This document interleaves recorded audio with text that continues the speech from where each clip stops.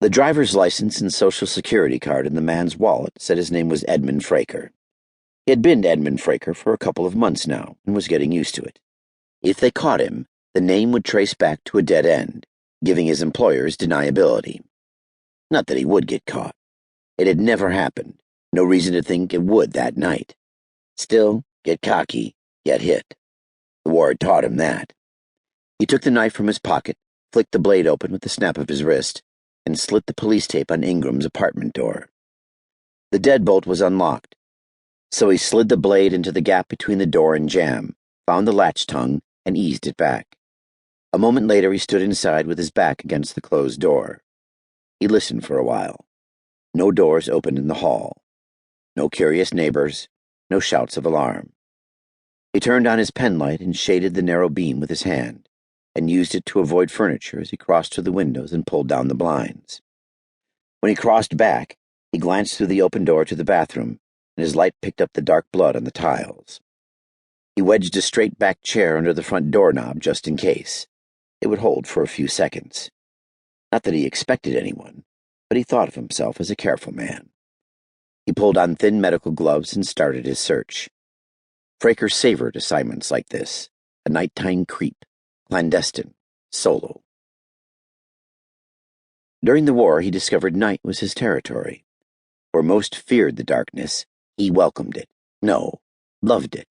Felt more alive in it than he did in the day. He slipped the knife from his pocket again and flicked the blade open. 5 inches of Solingen steel, both sides edged and honed. The aluminum haft solid in his hand, the surface pebbled for grip. He had taken it off a Waffen SS sergeant an hour after the parachute jump that had put him behind enemy lines in France in the days before D-Day. Clouds wisping across the moon, the fading engines of the drop plane, the hum of wind through the shrouds and the flap and rustle of the canopy above him as he fell, heart racing toward a darkness pricked by the flames of marker fires lit by French partisans in the field below. The wind took him away from there, and he watched the markers disappear. When he landed, no one answered the cricket click of the toy noisemaker he had been given for signaling. He was alone, and he liked it. He moved west by compass through the dark woods, searching for the river that would lead him to the village of Saint-Pierre and the backup rendezvous. Sometimes he heard the snap of gunfire, and once the deeper cough of a machine gun and the crump of a grenade, but it was always in the distance. He stopped at the edge of the woods and looked across a field toward the dark line of the hedgerow at the other side, the grass damp under his knee. More than 200 yards of open ground, nowhere to hide, and the full moon turning the new spring grass to silver. The night was warm. A light breeze rustled the leaves of the trees behind him, and the air smelled of new-turned earth. The hedgerow at the far side was a dark mystery. It could hold 100 men, or none. One way to find out. Step out and see what happens. All right, then. Go. He started to rise, and he heard the snick of metal on metal no more than 20 feet from where he crouched. The man moved, and Fraker saw him. He too was at the edge of the trees looking out at the open ground. One of his? One of theirs? Theirs. The coal scuttle helmet silhouetted against the paleness of the haystack behind him answered that, so Fraker shot him twice with the silenced pistol he'd been issued.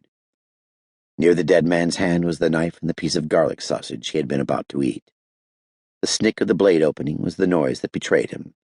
His bad luck and Fraker's good, and he had carried the knife as a charm ever since. He had discovered its wonderful efficiency at everything from opening letters to slipping between a man's ribs to puncture his heart. Trust the Krauts to get something like that right. Fraker pulled a cushion from Ingram's sofa, slid it open, and felt inside for anything hidden there. Jimmy Ryan's was packed with people who had come to hear Art Tatum play. Just finishing the set, Michael. I can get you a table. Second set's in an hour. I won't go in, Hank, Cassidy said. I'll hang her till he's done. Hank Dixon, thin and gangling as a stork, punched him on the shoulder with a bony fist and ambled into the main